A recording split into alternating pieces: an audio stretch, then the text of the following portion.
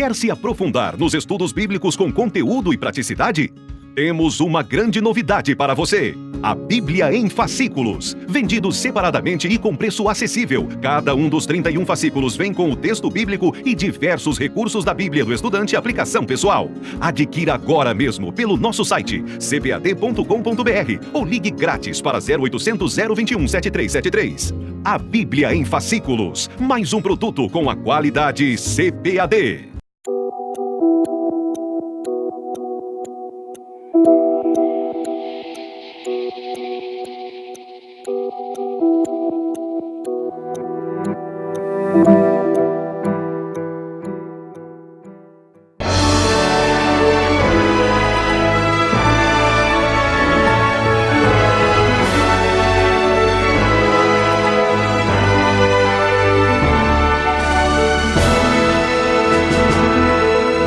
Subsídios.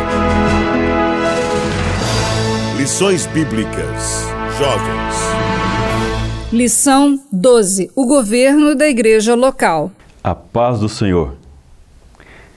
Estamos agora na lição 12, ainda dentro do tema poder. O governo da igreja local. Texto do dia, 1 Pedro 5, 2 e 3. Apacentai o rebanho de Deus que está entre vós, tendo cuidado dele, não por força, mas voluntariamente, nem por torpe ganância, mas de ânimo pronto, nem como tendo domínio sobre a herança de Deus, mas servindo de exemplo ao rebanho. Síntese da lição. A igreja deve ser um ambiente familiar de ajuda mútua entre irmãos e irmãs, nunca como reprodução do poder opressor e injusto do mundo sem Deus. Leituras bíblicas, primeira em 1 Coríntios 6, 4 a 10 e depois 1 Pedro 5, 1 e 4. Serão os dois tópicos desta lição. No primeiro tópico, no texto de Corinto, nós vemos que a comunidade cristã de Corinto estava em fase de adequação, como já citamos anteriormente, da vida anterior à vida secular e a nova vida em Cristo, que era totalmente diferente, com nova perspectiva no relacionamento entre as pessoas. Os membros que se envolviam em conflitos internos buscavam os tribunais romanos para julgar as suas causas judiciais. Ou seja, eles continuavam com o mesmo procedimento e levando os irmãos a julgamento. Então ainda tinham irmãos que estavam tirando vantagem de um dos outros e aqueles que se sentiam prejudicados recorriam aos tribunais, aos que Paulo diz aqui, juízes injustos. Paulo defende um modelo de conciliação interno na igreja, é o que nós vamos ver no primeiro tópico.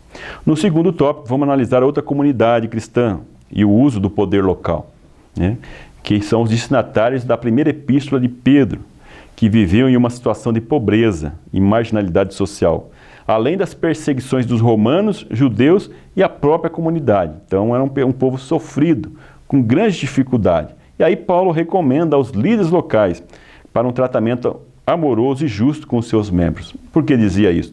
Porque certamente os líderes não vigiavam e o povo que já estava sendo explorado, sofrido pela comunidade, pelos judeus, pelos romanos, acabava sendo explorado pelos próprios líderes da igreja, onde eles procuravam um ambiente que poderiam se proteger, muitas vezes também eram quem estava à frente na liderança usando de poder opressivo sobre eles. Então, primeiro tópico da lição, o poder de julgamento da igreja local, com base em 1 Coríntios.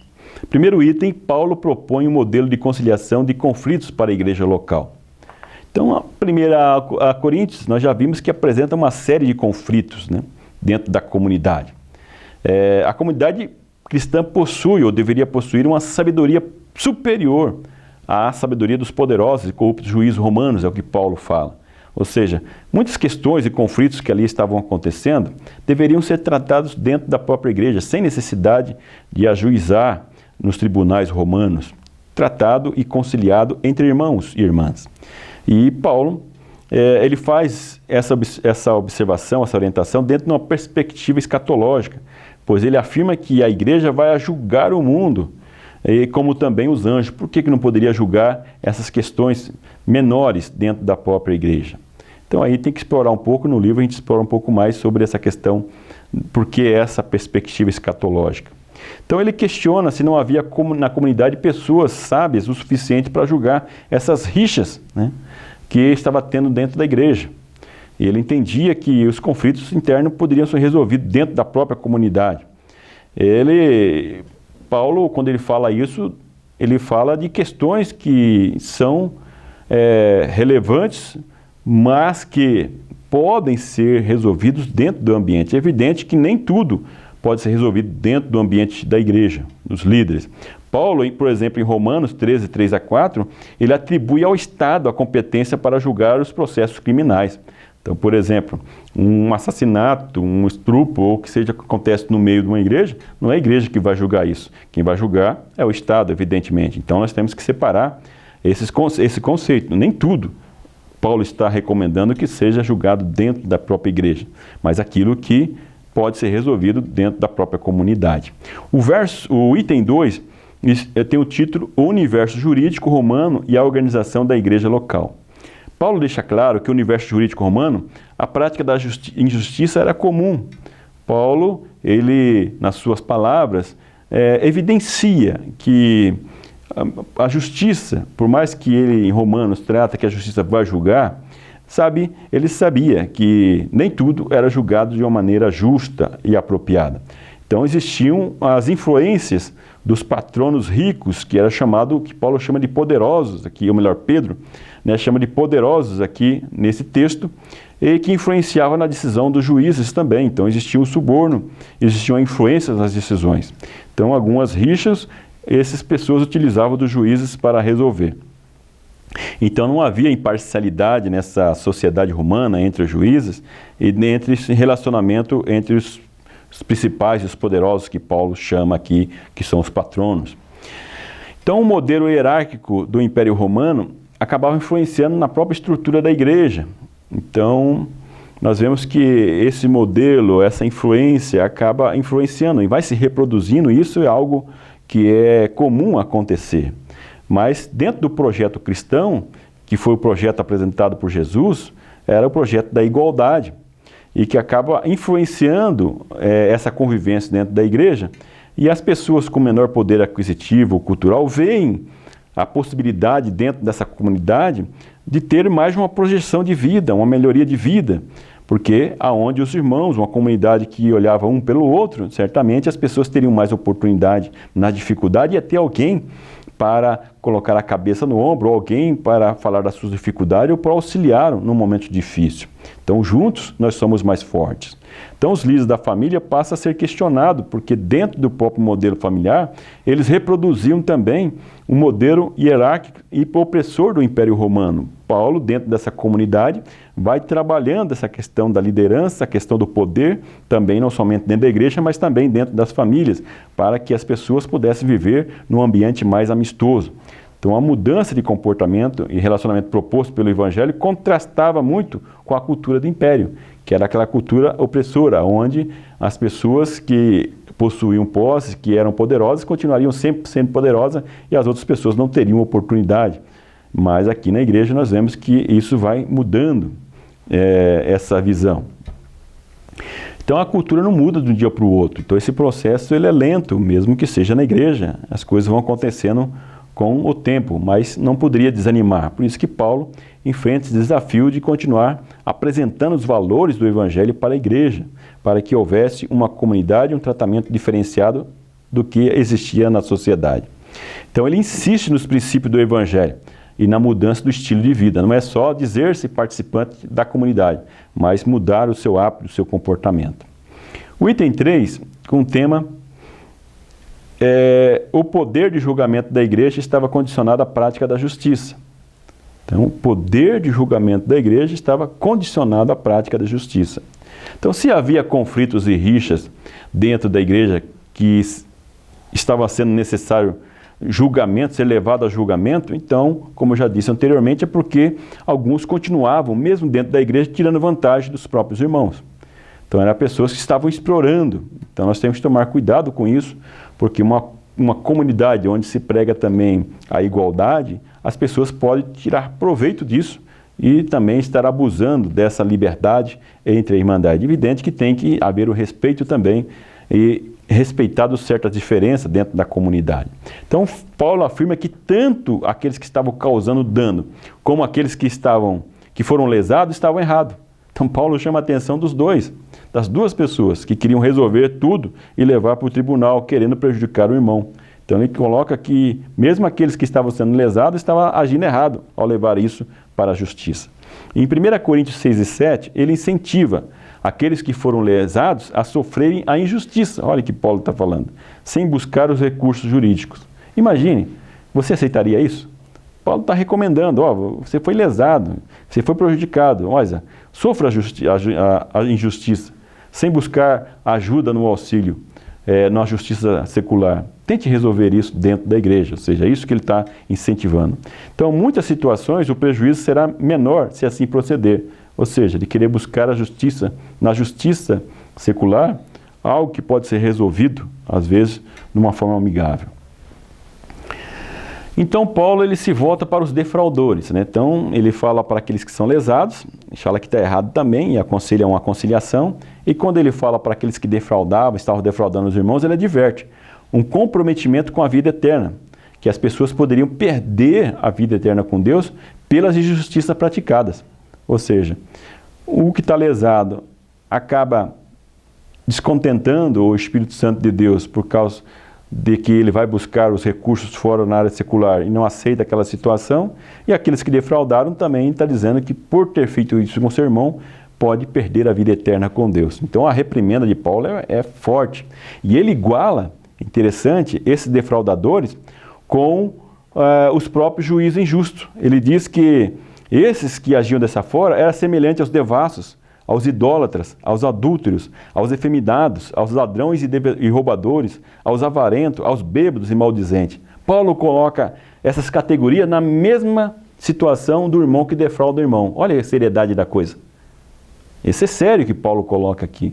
Então ele coloca na mesma condição, que é então uma condenação àquele irmão que faz uso da boa vontade do outro irmão para tirar vantagem. Então, em 1 Coríntios 6 e 1, o termo injusto é empregado para se referir aos juízes nos tribunais romanos. Agora, em 1 Coríntios 6 e 9, ele atribui aos próprios irmãos que estão cometendo injustiça dentro da igreja. Olha a complexidade da coisa. Então, são colocados em pé de igualdade. Assim, quem procede de maneira dos juízes injustos também não tem condições de julgar dentro da comunidade. Por isso que Paulo chama a atenção. Olha, resolvam entre vocês. Discutam. Não vai levar a coisa da igreja para fora para ser discutida e passar papelão, vergonha, né? Sentem, vocês são maiores. Sentem, num bom senso, e discutam as coisas e resolvam. Então, aplicação prática desse tópico. Jovem, como você tem tratado os conflitos de relacionamentos dentro da igreja? Embora haja questões que, por lei, têm que ser submetidas a autoridades legais, outras podem ser tratadas por líderes cristãos qualificados na igreja. Não é qualquer um também, mas temos que ter o bom senso. Tópico 2 da lição. O poder institucional na igreja local. Agora nós já estamos indo para a primeira epístola de Pedro. Os destinatários, como eu já disse na introdução, eram pessoas marginalizadas. A maioria eram estrangeiros residentes de baixa condição social, destituídas dos direitos de cidadania. Pessoas que estavam espalhadas nas 5 províncias da Ásia Menor. Então, nesse texto da primeira epístola a Pedro, em toda a epístola, não há menção em momento algum de senhores, de pessoas com posse. Então, isso significa que não havia pessoas ricas de posse dentro dessa comunidade. E os judeus da diáspora espalhados por todo o mundo, que ele cita que são os destinatários, são escolhidos como povo exclusivo, segundo a presciência de Deus, ou seja, que deve viver de acordo com o projeto de Deus, de igualdade pela humanidade. E que se não bastasse a condição social, o momento em que eles viviam, a opressão, as circunstâncias que não eram favoráveis e as perseguições que eles sofriam, eles sofriam perseguições dos romanos, que consideravam os cristãos como povo desprezível, supersticioso e pervertor da moral e da ordem romana, que eram contrários ao projeto romano. Dos judeus, que perseguiam os cristãos por motivos religiosos e políticos. E da própria comunidade local, que quer por motivos sociais ou pela diferença de práticas religiosas, e políticas perseguiam o povo da igreja, porque eles se comportavam de forma diferente. Então, eram perseguidos. Hoje diríamos o bullying, né? Então, esse grupo vivia debaixo de uma grande opressão e sofrimento, cuja esperança estava em Deus e no crucificado. Era uma vida de resignação. E tendo Jesus e o próprio apóstolo Pedro, a quem a epístola é dado como autor, como um modelo de referência pela sua própria vida. Então, tudo isso é tido pelo autor, dizendo que eles, mesmo passando por tudo isso, isso era motivo de alegria, por estarem participando do sofrimento de Cristo. Outra palavra difícil de nós ouvirmos hoje, né? Se alegrar por ser digno de participar do sofrimento de Cristo. O segundo item, o sofrimento imposto pelo poder imperial como tema principal da epístola.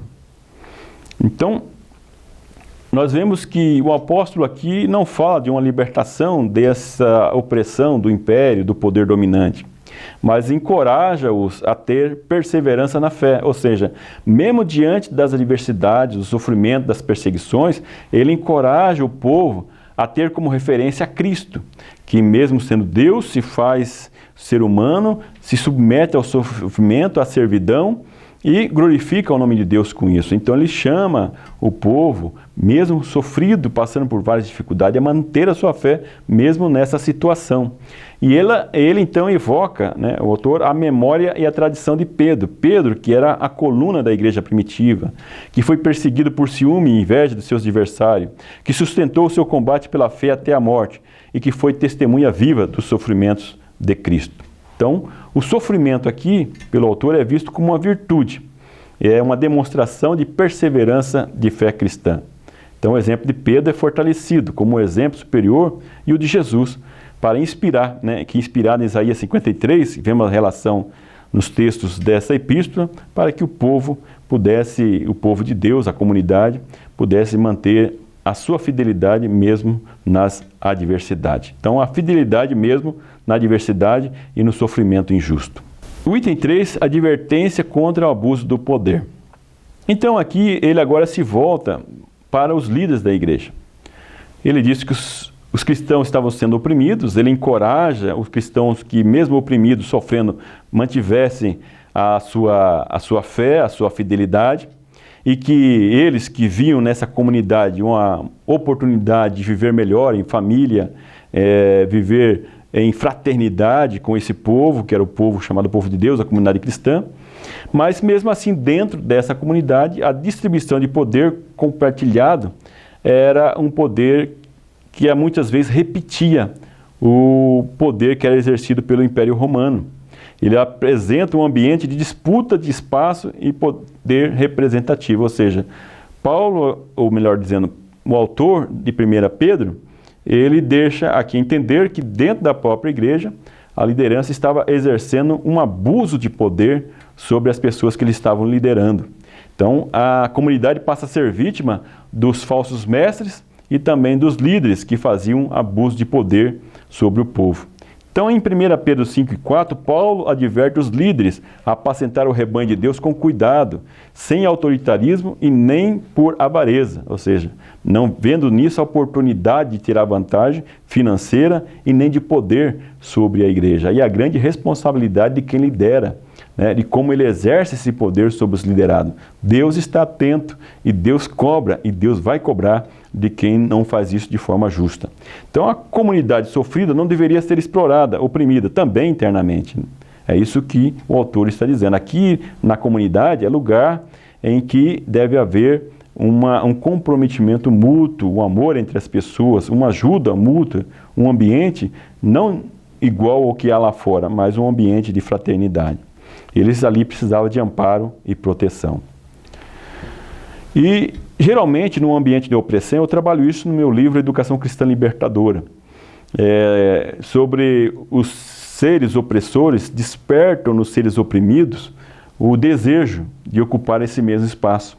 Então, as pessoas que às vezes passam muito tempo sob um processo de opressão, eles querem estar no lugar do opressor para exercer o mesmo poder sobre os outros. para sentir esse poder de oprimir e se sentir importante, ter o poder na mão. Infelizmente é isso que acontece e a igreja não está imune a isso. Muitas vezes pessoas que ocupam liderança na igreja acabam também fazendo uso desse poder de forma opressora e de autoritarismo sobre as pessoas, que não é o que Jesus ensinou, não é o que o autor, a epístola, está ensinando. Então vem aqui a advertência da Paulina, ou de Pedro, ou do autor da epístola de Pedro, como atual para os nossos dias também. Aplicação prática. Jovem, como você tem se comportado quando tem a oportunidade de exercer o poder? Já ouviu aquela frase? Quer conhecer alguém, dê poder a ele? De certa forma, tem um certo sentido de verdade, né? A pessoa vai demonstrar o que ela é, como que ela se comporta com o poder na mão. A comunidade cristã sempre passou por perseguições e humilhações, mas as piores todas foram as internas. O que nós aprendemos então com essa lição de hoje, com esses dois textos que nós estudamos? Em primeiro lugar, que devemos valorizar a capacidade de julgamento da igreja local para tratar questões internas entre seus membros, dentro do possível. Que as lideranças da igreja local devem estar alertas sobre a grande responsabilidade que é cuidar dos membros da igreja, a igreja que é a menina dos olhos de Deus, que são testemunhas do sofrimento de Cristo, pois essas pessoas, esses líderes, vão prestar conta diante de Deus de como estão liderando o povo de Deus. Muito obrigado pela sua atenção. Não esqueça mais uma vez de compartilhar o vídeo com as redes sociais, com seus amigos, com seus manos, e que Deus continue abençoando você e a sua família.